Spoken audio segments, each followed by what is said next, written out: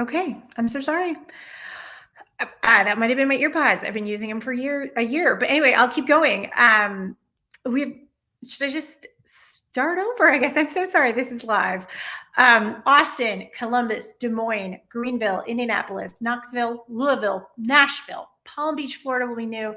Phoenix, Rochester, Naples and Fort Myers in Florida, Wilmington, Delaware, Wilmington, North Carolina, Worcester, Massachusetts, and York, Pennsylvania. We are really excited to have all of those cities. And now I want to bring up some of our new colleagues who are joining the project this year. Tom Elia is the project lead and community and public safety editor at the Palm Beach Post. Hi, Tom. Sorry about my mistake there.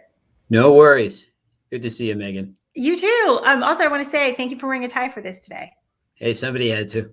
Super classy. So Tom, we're really excited to be in Palm Beach. It's one of the, we merged together a couple of years ago. And so Palm Beach is new to the project. Tell us a little bit about your venue, the Lake Park Black Box.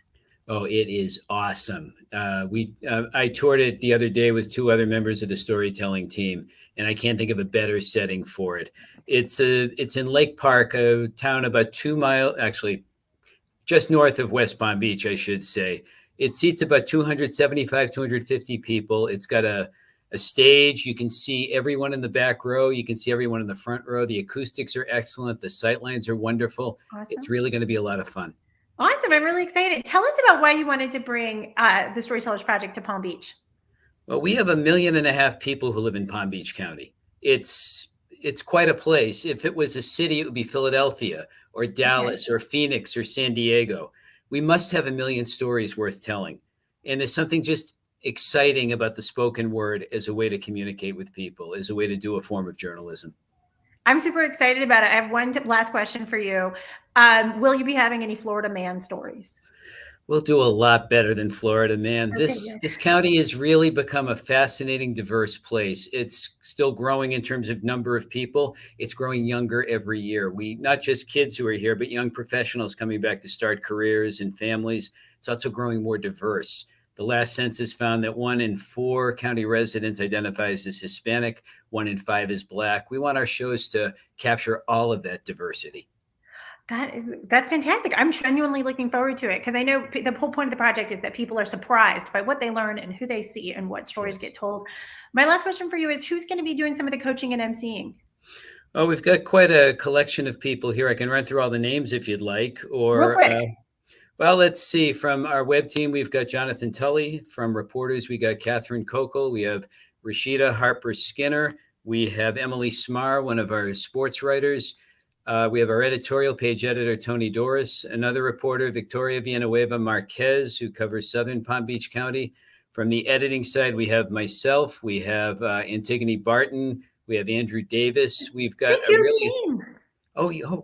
I had to go in with a lot of people because we're a big county and I knew I'd need all of them. Oh my gosh, I love your enthusiasm, Tom. We really appreciate you. We are going to now take it to Wilmington, North Carolina. So I'm going to say thanks and see you soon. Thank you. Bye-bye. Bye. Awesome. We are going to introduce Dan Spears. He's our project lead and he's the sports editor. And he's here with Pam Sander, who's the regional editor of our Southern Division. And she's at the Wilmington Star News. Hi. Thank you both so much for joining us. So Dan, I'm first going to ask you, tell us a little bit about your team of journalist coaches. Sure, absolutely. So we have a little smaller team than Tom, but we're not as big of a place. So that's so it'll be John Staten, who is our arts and entertainment writer. He also is a lifelong resident of Wilmington, so he knows this place pretty well. Allison Ballard, who covers food and drink. It's a big industry for us here. It's a lot of mom and pop and individual restaurants here. And then Matthew Prensky, who's our regional investigative reporter, is on the team, as well as myself. And then Fran Norton, who is one of our former employee of us in Wilmington. And she now works with our sister paper up the road in Fayetteville. And she's going to be helping us out as well. She is a content coach and has covered crime and courts and everything like that. But she's also written some fabulous stories in the past about people connecting with others and long lost loves and things like that. So we have a really good group that's very diverse and really looking forward to getting started down here in 2022. I'm so excited. It sounds like a lot of people who know a good story when they hear it. Definitely. Pam, I want to ask you, talk to me about why you're investing in the project and bringing it to your region. What's in it for the audience?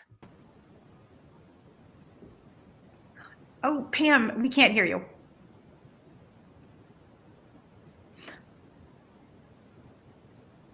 Okay.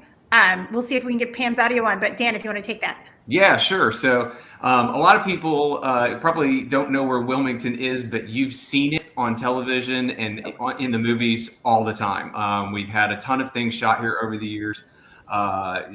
Movies wise, Iron Man 3 and Under the Dome on TV, and the new Scream movie that comes out in 2022. The latest Halloween movie was shot here. Wow. Wilmington has been all over.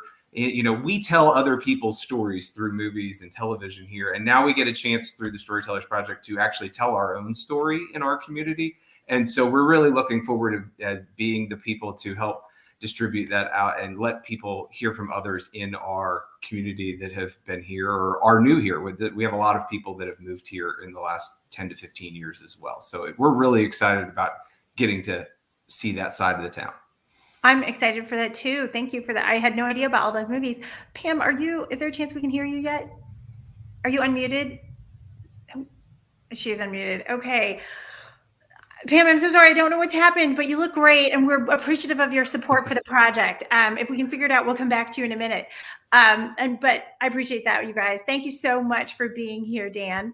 With that, we're going to take it to Columbus, Ohio, where we're going to hear from Danae King, who's our project lead for Faith, Values, and Immigration, and Alan Miller, who's the editor at the Columbus Dispatch. Hi, guys. Hi. Hey there.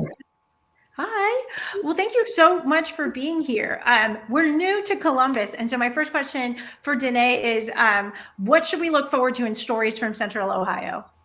Yeah, so I am so excited that we're going to start this here. And, a lot of people think Ohio and Columbus is, a small Midwestern city, but the truth is we're the 14th largest city in the country. And we've got a really diverse population. We've got a lot of refugee and immigrants from Somalia and Bhutan, Nepal, Eritrea, and we've also got a ton of young people. And more than that, we have stories. And I think they really need to be told. So we're really excited to showcase our young, diverse population and really tell people what we're all about here.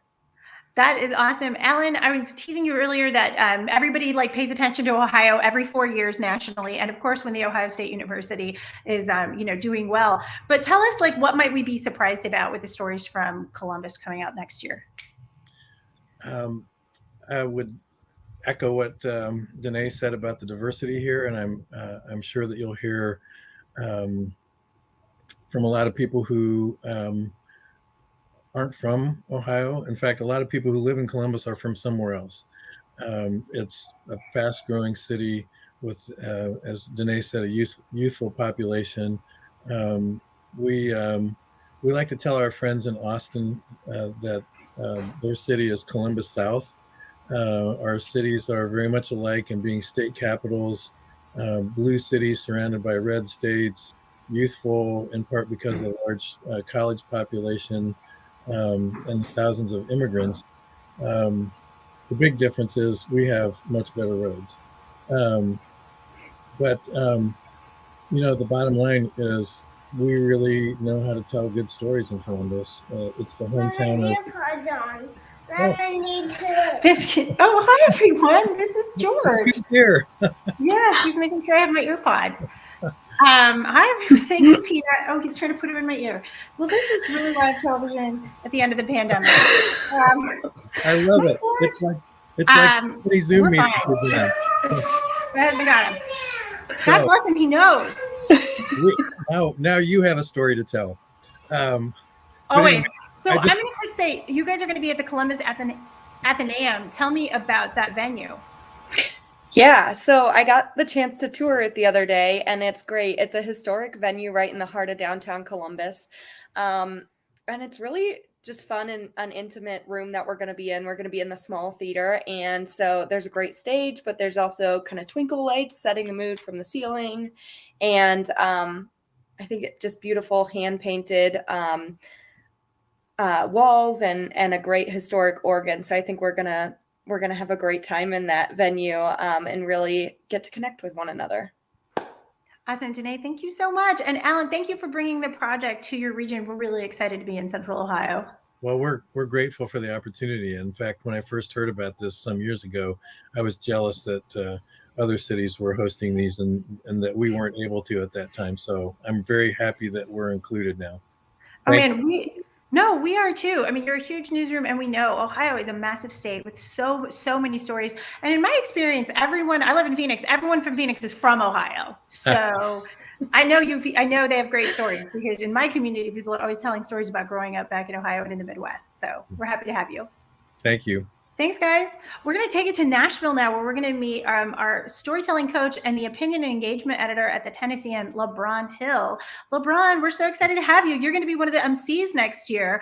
And you picked out the venue. Tell us about the Root Theater at the National Museum of African American History. Talk to us about why you're in that space, what you loved about it. Yeah, so the National Museum of African American Music, the NAMAM, as people like to call it for short, it's a beautiful, it's right in beautiful Lower Broad. It has just this a rich, just a huge, rich history of African American music, ranging from early gospel music all the way to now, currently with hip hop music.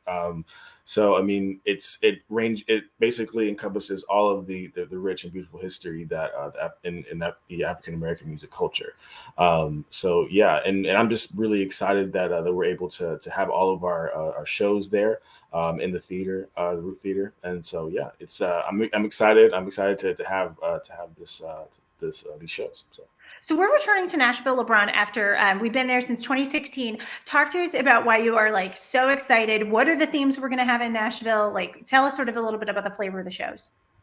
Yeah, so I mean, I'm excited because I hosted or I emceed an event back in 2019 before everything for the COVID-19 pandemic hit, and so I was able to kind of get a taste, and I was super excited about it. And then everything happened, but I was able to MC the virtual events last year or just this past year, so it was cool. But no, I mean, I think you'll get a lot of a taste of all the diversity in Nashville. I think that you will be able to hear stories that are impactful, not only for yourself, but for your family. I think that you'll get a taste of the true Nashville, and what really for me has been a great experience is to see all these great people that I've been able to report on and talk to as a journalist here in Nashville. So yeah. I'm really excited. People think they know Nashville, right, from the outside, but coming to your shows, you get to really meet the people who make that place so special, right? Yeah, absolutely. I mean, I think that's that's the wonder of being a journalist, that you get to see all these great people and get to get an in-depth look. And so I think that for people, being able to come in, virtually or watching it at home or whatever, because we will broadcast some on the USA Today Network channel, by the way. Ooh. So yeah, I mean, for them to be able to look and see what really is Nashville, I think it's a great opportunity, and I get really excited about it. So. Well, we are so grateful for your investment in the project and your willingness to lead, coach, and be an MC next year. I really appreciate it. Thanks a lot. Yeah, thanks. Thank you. All right. So if you've been watching and you're like, hey, how do I get my chance on stage? We hope you're wondering that.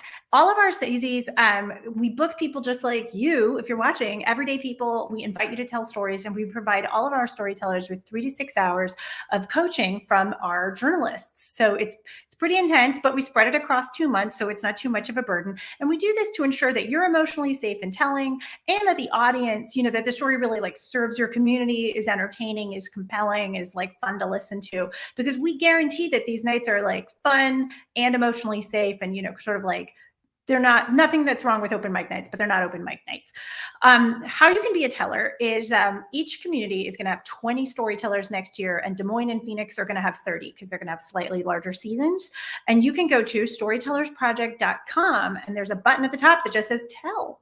We literally take your pitches on the internet, and it goes into an inbox that's opened by real people. Our team member, Michelle, she then routes those pitches to the newsrooms who are looking for them. So that's how we get our storytellers. We don't need you to be a great storyteller, charismatic, outgoing, like you don't have to be funny or experienced. We are truly just looking for people who think, I have something in my heart and I want to give it to the community. Our themes next year are really, really broad because we want to encourage all kinds of people to tell. So we are going to have growing up, love and heartbreak, food and family, neighbors, holiday, And the one, Des Moines and Phoenix will have slightly different ones. They're also going to have fashion and beauty, and Des Moines, I think, is going to have one about like kind of being an outsider. You can check the website though. If you go to storytellersproject.com, you can see every city's list of themes. But as you can hear, they're pretty broad. I'm going to repeat them again real quick. Most of the themes are growing up, neighbors, food and family, and holiday. And so those are pretty broad themes, and we would be lucky to have you pitch us. And when we ask you to pitch us, we're really just looking for you to be like, hey, I have a story and here's how to get a hold of me again. We're not really looking like, is this a genius essay that this person has written? The pressure is not that high. I'm going to close out today's show by actually introducing you to one of our coaches and a full-time journalist at the Arizona Republic. Daniel Gonzalez has been with us for years as a key member of the project. And hi, Daniel, we're excited to have you here. Can you tell us a little bit about, Can you tell us a little bit about the coaching process? Sure. So we try to make this as seamless and effortless as possible for the storytellers. We'll provide you with a packet that has all your questions answered. It walks you through the whole process. And then we start the actual storytelling process with coaching sessions. So that first session, you'll come with your story. It doesn't have to be polished. It doesn't have to be in any kind of final form, but just the outline of your story. And when I talk about the story, we're obviously want the story to fit the theme that we're showcasing for that event. And you tell us that story over the phone, and on the phone there's about 2 or 3 coaches to help you through that process, and we listen through your story that first coaching session, and then we move on. We have a total of 3 coaching sessions. Daniel, it sounds kind of emotionally intense for both the teller and the journalist. Like, how do you guys like make it fun? Is it fun? It is fun. I've actually been on both sides. I've told stories, and I've also coached for a long time. And it's a lot of fun to see a story that you take that you might have told many times to your friends or to your mom and dad or at a bar, and to see that story, elevated to the point where you tell it on a stage. And some of our storytellers are very experienced and seasoned, and other people are folks who have never told a story before. When I first told my story, I had never stood up on a stage and told a story before. But it's so much fun for the storytellers to be able to get up there and tell their story and have that feedback.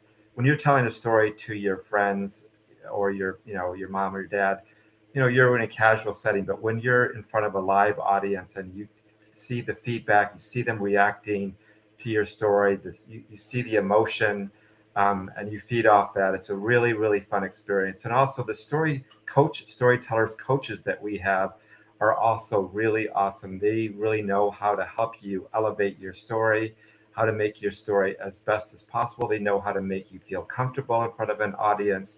So we try to make it as fun and exciting as possible for everybody. Awesome. Daniel, thank you so much for joining us today and telling us about your experience. You're like such a believer in the project, and we're so lucky to have you be a part of it. Thanks for your time here today. Thank you. We figured out what's going on with Pam, and we're going to bring her back up because it is a big deal to be in her region, and we're happy to have her support. Hi, Pam. Hi, can you hear me now? We can. Thank you so much for staying with us. I know, live TV. Yes, and virtual. I know. I swear to God, people are like, oh, we've been doing it for 2 years. And I was like, but every day is the first day somehow. But Pam, talk to us about why should people come to see a show? Like, what's your sales pitch when you go out to drinks with your friends and you say, hey, my newsrooms are investing in this project. Come to the show. What do you tell people? I tell people that people love to tell stories, and sometimes they need help figuring out how to get their message across. And the idea that we can take that you as a storyteller could get help from journalists at really putting your story together is fascinating. And as you said, Megan, there are people who they have things to get off their heart that they really want to tell. And this program in particular, as Alan in Columbus said, I've been excited about this program even before we were part of it. And I think part of that comes from you. You actually project, I'm not bragging to you, but you project such passion for it. You project the same kind of passion that I think the storytellers project when they're up on the stage. It really, people want to be involved because they know you take good care of them. Oh, Pam. Well, I'll send you the check for $47 immediately. No, I'm kidding. But Pam, it's really true. And I super appreciate that. What we want to convey through today's little session is that, this is a really earnest effort on behalf of all of our newsrooms to really amplify and lift up the stories of everyday people in which we are facilitators, but we are not the final editors. And that's a special thing to do. It's not part of our everyday journalism, Yes, I think it's great. And of course, it also puts us journalists into the community, working with people one-on-one, developing relationships, and getting better at what they want to do as well. Awesome. Well, Pam, we appreciate your support and we are excited to bring the project to your community. Thank you for being on today's show. Thank you. Awesome. Well, everyone, thank you for tuning in briefly to hear this 2022 season launch of the Storytellers Project from USA Today. I'm going to recap a couple quick big ideas if you're just joining us or you're catching us at the end. We are going to be coming to 17 cities across America, a ton of which are new this year, including Austin, Texas, and Columbus, Ohio, and Wilmington, North Carolina. So we are happy to be in these new cities. We'll be returning to cities like Phoenix and Des Moines and Louisville and Nashville. We're looking for 4 quarterly nights in most of our cities and 6 every other month in Phoenix and Des Moines. We are looking for storytellers from all kinds of backgrounds, truly, because we know a diversity of storytellers leads to a diversity of narratives, and that you will be supported in the storytelling process by these people and their colleagues, full-time journalists at the USA Today Network, who are going to invest in you and your story so that you can serve your community with a little tiny gift from your heart. We know that the stories are going to be funny, they're going to be compelling, they're going to be entertaining. We just need to invite you to be part of the project. You can buy tickets right this minute, including season tickets for all of the cities, or you can pitch us stories. If you think, hey, I've got something I want to talk about and it's, not like about ongoing litigation, then we want to hear from you. That's a little joke about journalism. So with that, we want to say thank you so much for tuning in today. I want to deeply thank all of the editors, reporters, photographers, coaches, and the whole group of journalists that are going to be part of the 2022 season. There's more than 125 of us who are going to be facilitating these shows next year. So this is a big thank you for all the work we're about to do in 2022. Hopefully, we'll see you in one of the theaters or on stage. Thanks for tuning in.